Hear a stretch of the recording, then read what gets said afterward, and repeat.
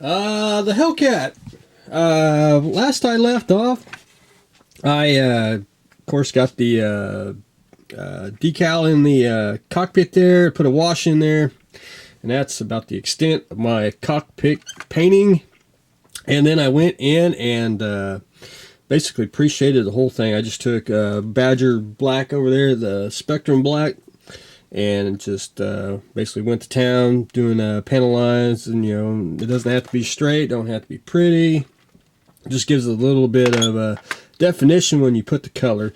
I did paint the insides here just basically flat black, and the engine right there. I'm going to go back in and do a little bit more flat black, and then I'm going to go ahead and take the cockpit green and do the inside here where the wings fold.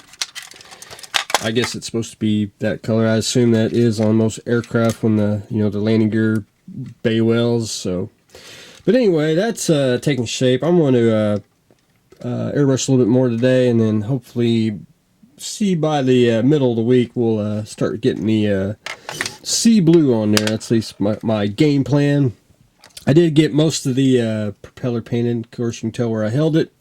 It's where I need to finish painting, and then that'll be an easy job to get it done. But anyway, a little more pre-shading on there, and I will be ready to rock and roll. Then you can start slapping decal or paint, and then start slapping decals. But the Bradley here, and I don't know if my lights, if you can actually see it. I actually put the base coat on there, and I started with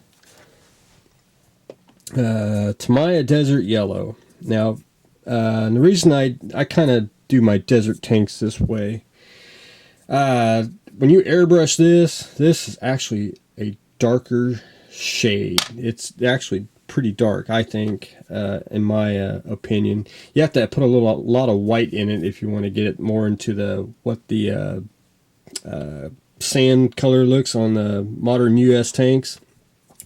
But I always put this on as a base coat because it's just darker. I do the pre-shade with the like the flat brown, which handled it out.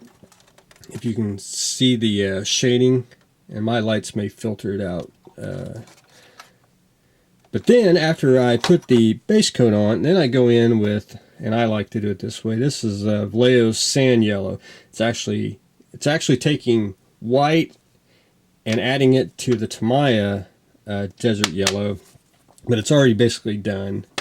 And so I just take Vallejo's Sand Yellow, and I just go back in over the panels and do the highlights. If you can see where it's lightened, and I don't know, it's once you start seeing it in like normal light, you should be able to see the different shades, and it looks more realistic.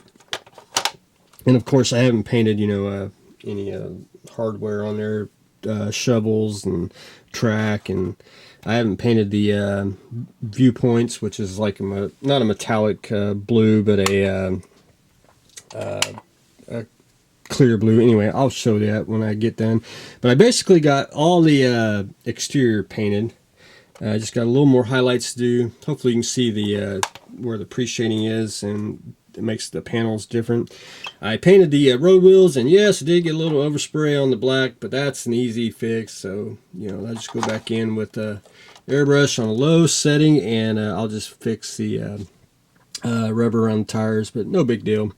I never really paint the bottom and I'll tell you why. I always want to know if people, this won't go on a base, but if you had like a mirror, you can like shove under there and like, hey, you didn't paint the bottom. But anyway, I always that's kind of a test bed too. I started testing colors on the very bottom of the tank, and it's one of them you just don't see, just kind of a trademark, when you build tanks. But I did get the, and I also forgot to mention, I did get the hull together, plus I got the side skirts on, so we are in good shape that way. The door does move up and down, so if I want to have it displayed closed, you can have it displayed open. I did take the stand color and do the inside there. I did some dry brushing on the inside, and I don't know if you'll be able to see it. See how dark it is? I did a little bit of dry brushing on the sky color in there. I did a little dry brushing on the olive drab seats. Well, hell, let's try Mr. Light. It's probably going to make it look blue. And it probably doesn't help at all, but anyway, that's what I've done on it. So I just got a little bit more to do, just doing a little more highlights, and I'll probably take a little bit of dry brushing just to get very little wear. I mean, I am not allowed to weather this at the moment, and I'm not going to add any decals because the place that it's going to in Fort Sill, that's going to go on a later date. This is basically a show and tell effort. So once I get it finished painting, I'll go back in and do the little detail paints on the little things like the smoke grenades and a few other stuff, and then I'll put the tracks on, and we'll do those on the next round. But anyway, that's where I stand on that. So hopefully I'll get a little more done this week since I am feeling a little better, and we'll rock and roll on it. The new Batmobile. I have the Mobius kit coming, so it will. I will have a review of that as well. But this is the Jada Toys. It's the it's a metal body, basically a model kit with a metal body, plastic parts. It's I think for $20, it's actually a good buy. I can't wait to get the Mobius kit because I want to compare both just for just for the fun of it, to see how close a toy one is to a model one. But anyway, I do have it on this is an ODG Studios base. This is for the tumbler, and it's basically snow. There's a scene in the movie where it goes through the snow, and you can actually put the other tumblers on there, the camouflage ones. But anyway, I want to show everyone that you can actually put the new Batmobile on this base and paint it how you want it, and you can have a different dio. And these are available.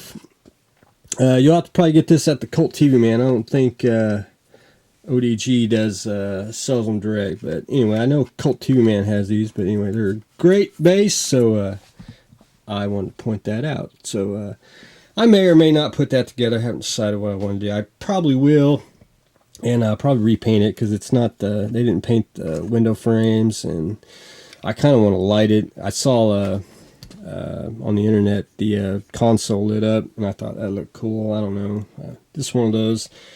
It needs a figure, and I haven't seen the movie yet, and so anyway, we'll jump that bridge when we get there. That's just kind of playing around while things do dry. But anyway, that is what I have got going on today. We have got the Jada Toy new Batmobile on the ODG Studios base.